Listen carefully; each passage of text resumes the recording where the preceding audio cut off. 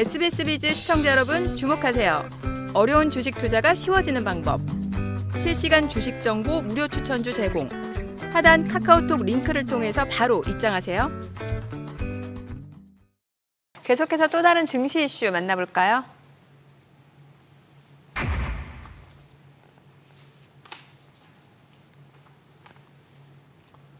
해외 주식에 투자하는 서학개미들의 최애 종목이죠. 엔비디아 주가가 빠르게 회복하면서 투자자들을 웃게 했는데요. 여전히 변동성을 보이곤 있지만 그래도 빠르게 반등세를 펼칠 수 있었던 요인 뭐라고 볼 수 있을까요? 일단은 급락 뒤에 시장 반등 요인과 동일하다고 좀 보여지는데요. 불안했던 경제 지표, 이게 어쨌든 더 강해진 금리 인하 기대감을 키웠고요. 그리고 다음 주에 예정된 이제 엔비디아의 실적 발표 기대감이 반등의 요인이었습니다. 어떻게 보면 자연스러운 과정이었을 수 있습니다만 엔비디아가 독식했던 증시가 일부 거품이 빠지는 과정에서 너무 가파른 하락을 했고 다시 정상화되는 과정 속에서 가장 믿을 건 결국은 실적이었다고 보여지며 만약 시장이 아마 엔비디아와 함께 급락을 좀 보이지 않았더라면 이렇게 이제 아마 빠른 상승을 보이지도 못했을 것으로 보입니다. 상승 과정이 빠를수록 위험도는 높아지는 거고 하락 과정이 기이하게 빠를수록 정상화 과정도 다시 빠를 수 있다는 면을 적극적으로 보여준 증명해 준 부분이 아니었나 싶은 면들이 좀 있었던 것 같습니다. 네, 엔비디아 주가는 우리 시장에도 상당한 영향을 미치기 때문에 항상 주시할 수밖에 없는데요. 최근 조정과 반등을 거듭했던 엔비디아 주가 추이 조수영 캐스터가 준비했습니다. AI 고점론 속에서 고전을 면치 못했던 엔비디아. 하지만 역시 대마불사라고 강한 회복력을 보여줬습니다. 엔비디아는 지난 6월 20일 역대 최고가를 기록한 이후 경기 침체 우려와 새로운 블랙웰 그래픽 처리 장치 출시 지연 가능성 등으로 하락하면서 $100마저 붕괴됐는데요. 하지만 이후 저가 매수세가 유입되고 경기 둔화 우려가 완화되면서 30%가량 상승, 지난 19일 $130 선까지 회복했습니다. 지금은 가파른 상승 후 쉬어가는 흐름을 보이고 있는데 앞으로의 주가 추이에 시장의 관심이 쏠리고 있습니다. 엔비디아발 훈풍의 국내 반도체 빅2, 삼성전자와 SK하이닉스 역시 반등세를 펼쳤습니다. 각각 8만 원과 20만 원을 반짝 터치했는데요.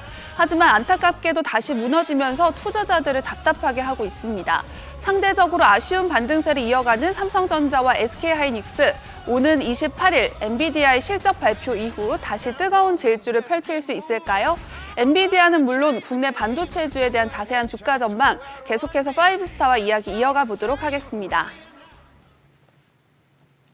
네, 엔비디아와 국내 반도체주에 대한 주가 추이 살펴봤는데요. 이제 다음 주 시장에 이목이 쏠리고 있는 빅 이벤트죠. 엔비디아 실적 발표가 대기하고 있습니다. 엔비디아는 실적을 발표할 때마다 시장의 예상을 크게 웃도는 깜짝 실적을 발표했고 또 실적 발표 직후에는 주가가 급등하는 패턴을 반복해 왔는데요. 이번에도 깜짝 실적을 발표할 것이라는 전망이 많은데 어떻게 보시나요? 네, 지금 현재로서는 깜짝 실적 발표 충분하게 기대를 해보셔도 좋을 것 같은데요.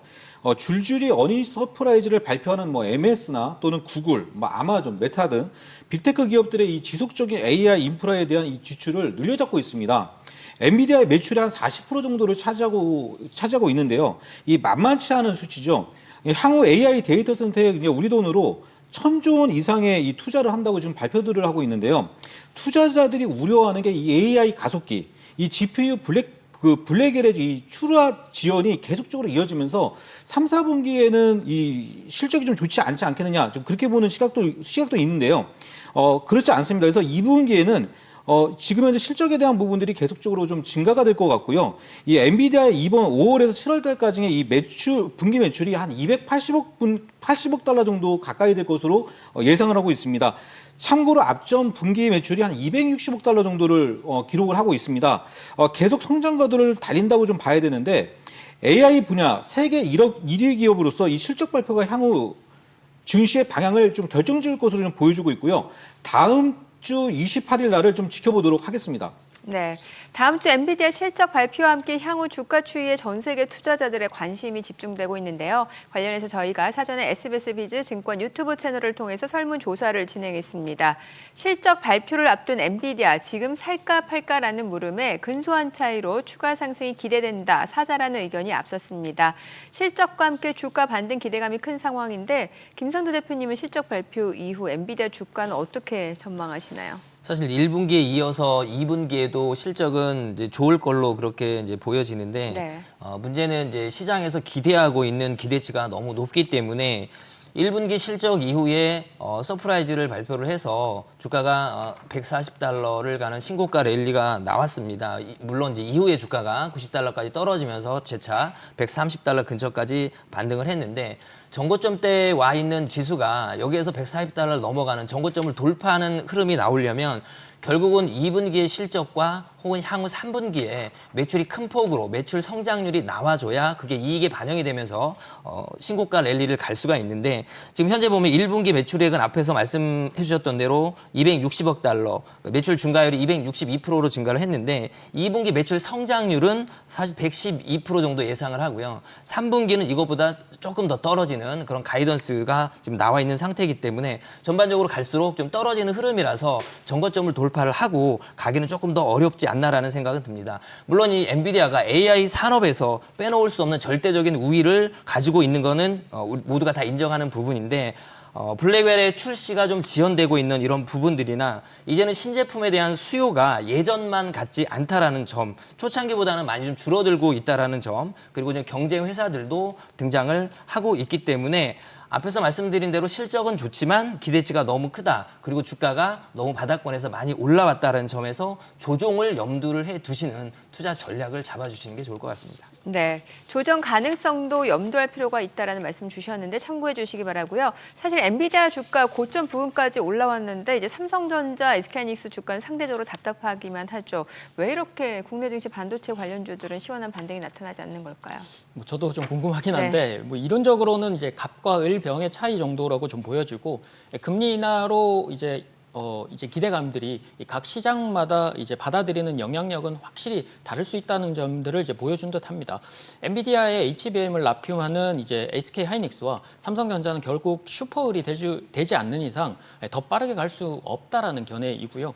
현재까지는 이제 엔비디아의 고차원 HBM을 독식해서 이제 납품하고 안 하고로 SK 하이닉스와 삼성전자의 주가가 확실히 엇갈린 모습이었고요. SK 하이닉스의 독점까지 향후에 이제 깨지게 되면 삼성전자와 시장을 나눠야 하기 때문에 절대적으로 엔비디아보다는 빨리 갈 수 없는 상황들이 만들어지게 됩니다.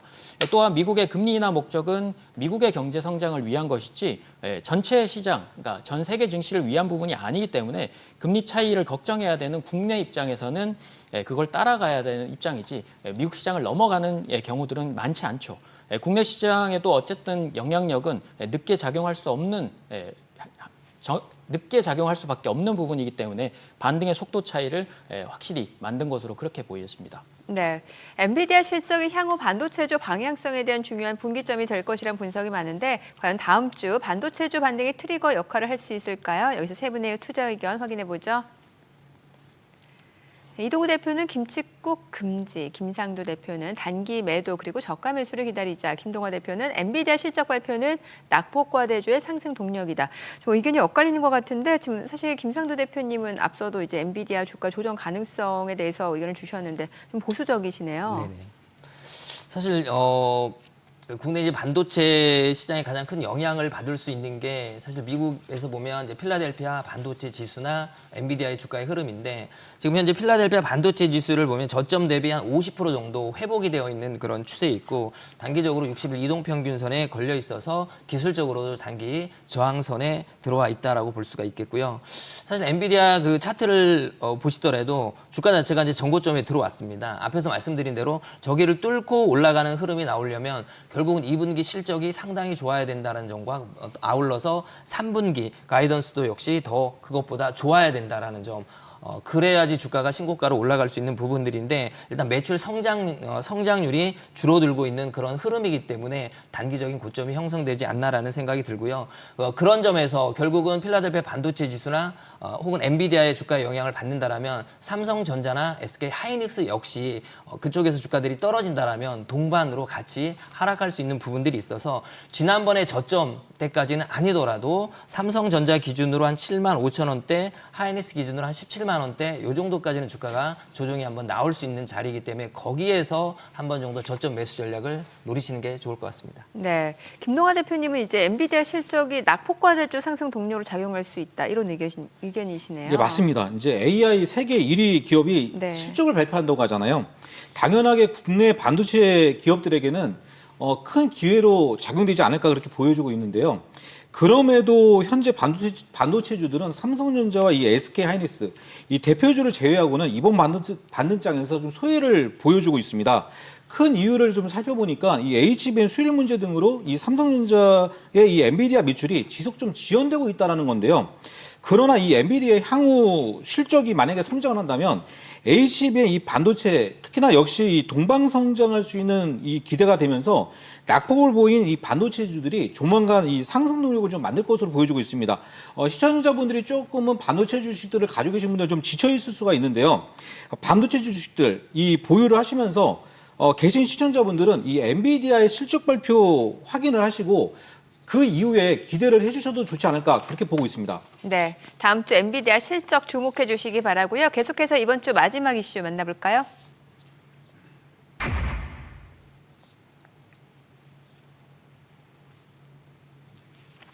최근 금리 인하 기대감이 글로벌 증시에 훈풍을 불어넣었습니다. 시장은 사실상 9월 금리 인하를 기정사실로 보고 있는 가운데 연준이 얼마나 인하할지 인하폭에 관심이 쏠리고 있죠. 지금 0.5%포인트 인하라는 비커 가능성도 얘기가 나오잖아요. 예, 맞습니다. 지금 보면은 그 비컷 가능성이 사실 높아지고 있는데요. 이제 여기서 제일 중요한 거는 이 모든 물가 지표가 이제는 2%대를 지금 발표를 하고 있습니다. 뭐 아시다시피 CPI, PPI, 뭐 PCE 지표 이런 것들이 전부 다가 내리막을 쭉쭉 그 보여주고 있는데요. 이 정도면은 뭐 베이비컷 0.25% 정도 포인트 정도라면 좀 충분하지 않을까 그렇게 좀 생각을 하고 계실 텐데요. 여기에 고용 지표가 좀 불안하고 있습니다. 발표하는 각종 경제 지표들이 지금 약하게 발표가 되면서 0.5%의 이 비컷 기대감이 지금 계속적으로 높아지고 있는 모습인데요. 인하 가능성은 분명히 있습니다. 지금으로서는 매우 높지만 앞서서 이제 의사록 발표 이후에 연준 의원들이 공통된 의견은 베이비컷에 대한 이 지지 반응이 계속적으로 나타나고 있습니다. 그러면서 0.25 정도만이라도 좀 올려주면 시장에 대한 심리 자체가 좀 좋아지지 않겠느냐 이제 그러한 부분들을 좀 계속 보여주고 있고요. 다음 달 금리 인하 신호 발생에 대한 의견 정도를 아마도 이번 잭슨홀 컨퍼런스에서 아마 그런 내용들이 좀 나오지 않을까 좀 그렇게 기대를 하고 있습니다. 금리 인하 무조건 필요하다고 보고 있습니다. 0.25% 올리는 게 아니라 인하를 말씀하신 거죠? 예. 포인트. 네. 네, 금리 인하 기대감에 지금 미증시가 상승세를 이어갔는데 사실 국내 증시는 좀 미적지근하거든요. 왜 이렇게 국내 증시는 소외되는 걸까요?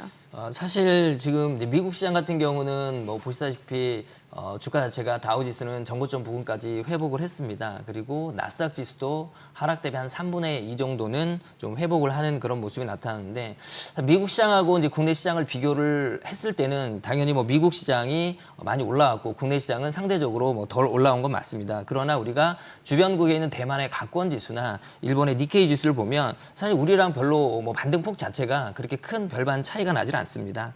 그리고 이제 중국 상해 종합주가 지수 같은 경우는 우하향 쪽으로 계속 하락세를 보여주고 있는 그런 추세고 홍콩 H지수나 항생지수 역시 우리나라 시장보다 사실은 덜 올랐습니다. 그러니까 결국 무슨 얘기냐면 미국 시장 같은 경우는 뭐 전 세계적으로 가장 큰 시장이고 거래 대금도 그만큼 충분히 거래가 좀 터지고 있는 상황이고 특히나 그 연기금 쪽에서 기계적으로 막 상승적으로 매수를 막 해주고 있는 그런 상태이기 때문에 약간 좀 비정상적으로 우상향을 하는 이제 그런 움직임들이 나오고 있는데 그 반대로 우리나라 시장 주변 국가들은 그만큼 이제 거래 대금 자체도 많이 부족하기 때문에 상승폭이 미국보다는 덜할 수밖에 없다라고 판단을 합니다. 네, 8월도 이제 막바지를 향하고 있는데 앞으로는 어떨까요? 9월 금리 인하 기대감 속에서 국내 증시 본격적인 반등 기대해 볼 수 있을까요? 네, 일단은 뭐 기대 심리 계속 이어가도 될 것 네. 같습니다. 금리 인하 전에 좀 무난한 증시였다면 이런 생각을 좀 덜 할 수 있는데 아무래도 예방주사를 지난 급락을 통해서 제대로 맞은 게 오히려 회복과 상승세에는 더 도움이 될 것으로 보입니다. 예전 경험을 보더라도 금리 인하가 시장 경제지표가 좋아지고 하는 경우보다 나빠져서 하는 경우들이 더 많았기 때문에 어떻게 보면 더 좋아질 환경들이 펼쳐진다면 거기에 대한 기대감으로 시장 진입을 계속적으로 시도하는 게 지금 시기에는 좋을 것 같습니다. 네, 김동완 대표님은 시장 어떻게 전망하시나요? 9월 금리 인하를 한다면은 본격적인 상승, 저는 이제 가능하다고 사실 긍정적으로 보고 있습니다. 근데 지난 2023년도 1월 달 미국이 이제 첫 금리 인상을 한다고 했을 때였는데요. 실제 금리를 인상하고도 주가가 많이 급등을 했었고요. 2023년도 10월경 정말 좀 끔찍했죠. 주가 대폭락 사태가 발생을 했는데 물가가 폭등을 하고 10년물 국채 수익률이 대략적으로 한 6%가 넘게 올라가고 있었습니다. 미국 금리가 최고치를 찍고 그리고 이제 이번 8월 달에 금리를 인하하겠다고 했는데 폭락이 나왔습니다. 그래서 우리 시청자분들 눈치가 있으신 분들은 딱 아셨을 겁니다. 이것을 바로 우리가 이제 변곡점이라고 보통 얘기를 하는 건데요. 맞습니다. 이번 8월 달에 변곡점으로 이미 주가는 많이 올라오고 있고요. 9월 달 만약에 미국이 금리 인하를 한다면은 울퉁불퉁한 이 급등락 변동성은 좀 있겠지만 주식 투자 즐겁게 할 수 있는 이 상승 구간이 지속적으로 나타나고 있다. 좀 긍정으로 보고 있습니다. 네, 9월 금리 인하 기대감 속에서 향후 투자 전략에도 투자자들 관심이 쏠리고 있습니다. 그렇다면 지금 선점해둘 수혜 섹터 엄선해 보도록 하죠. 세 분이 선택한 금리 인하 대표 수혜주 확인해 볼까요? 바이오 제약, 2차 전지 바이오, 그리고 실적 기반 바이오 제약. 지금 세 분 모두 공통적으로 선택한 섹터가 바이오네요. 네, 뭐 여러 번 강조해드렸고 뭐 네. 2달, 3달 전부터 이미 바이오 제약을 계속 네. 노래를 좀 불러드렸는데 여전히 강세 중인 섹터 중에 하나이고 바이오 제약이 이제 자금 여력이 부족한 업계 통상상 자금 융통이 조금 쉬운 금리 환경들이 만들어진다라고 보면 될 것 같고 하반기 기술 이전 기대감도 높은 종목들 중대형주급으로 계속적인 상승 추세가 이어지고 있습니다. 이번 급락에도 가장 먼저 반등을 했던 업종군이었고 고가 돌파군 종목들도 가장 많은 업종이었습니다. 앞서서 큰 수익을 들였던 리가켄바이오, 알테오젠 그리고 유한양에 이어서 삼성바이오로직스나 바이넥스, 셀트리온 등 CDMO 기업들도 하반기 미국 대선을 앞두고 추가 상승세가 조금 더 용이한 자리이기 때문에 유심히 관찰하는 게 좋을 것 같습니다. 네, 김상도 대표님은 2차 전지하고 바이오를 선택해 주셨네요. 사실 이제 전기차 같은 경우는 고금리 영향을 많이 받는 그런 산업입니다. 사실 금리 인하를 하게 되면 아무래도 소비자들이 자동차를 구매할 수 있는 부담을 좀 낮출 수 있는 부분들이 있고 이 자동차 자체가 또 많이 팔리면 판매가 확대가 됐을 때 기업들의 그러니까 배터리 핵심 부품 업체들이나 소재 업종들이 업황이 크게 개선이 될 수 있는 부분들이기 때문에 결국 이런 부분들은 또 실적으로 연결될 수 있다. 그리고 2차 전지 관련주들이 워낙 주가가 바닥권에 있기 때문에 오히려 올라갈 수 있는 폭이 많지 떨어질 수 있는 폭보다는 상승폭이 많아서 이제 그쪽을 좀 선택을 했고요. 그리고 뭐 바이오 쪽은 앞에 뭐 어쨌든 다른 대표님들도 얘기를 한 것처럼 사실 바이오 같은 경우는 신약 개발 자체가 투자 금액 자체도 워낙 큰데 이게 회수 기간이 상당히 깁니다. 그런데 일단 금리가 낮으면 역시 최대 수혜를 볼 수 있는 그런 부분들이 있다. 최근 바이오 관련주들이 상승을 하는 이유가 이런 금리 인하가 좀 선반영이 돼서 일부 또 올라가는 그런 측면도 있다라고 판단이 되는데 일단 바이오 관련주 쪽에서 우리가 좀 봐야 되는 것은 결국은 이제 플랫폼 관련주 쪽하고 계속 뭐 말씀드렸던 뭐 리가켄 바이오 쪽하고 또 알츠하이머 쪽 여기 나와서 이제 의료 AI 쪽 뷰노 같은 정보 말씀을 드렸죠. 이제 그런 쪽이나 또 뭐 유전자 가해 쪽인 툴젠 뭐 이런 쪽에서 아마 좀 매매 포인트를 잡아주시면 좋을 것 같습니다. 네, 참고하시기 바라고요. 주식은 물론 돈 되는 재테크 정보 검색창에서 재테크존을 검색하면 만나볼 수 있습니다. 그리고 카카오톡 채널에 필살기를 검색 후 친구 추가하시면 다양한 주식 정보 만나볼 수 있으니까요. 많은 참여 바랍니다.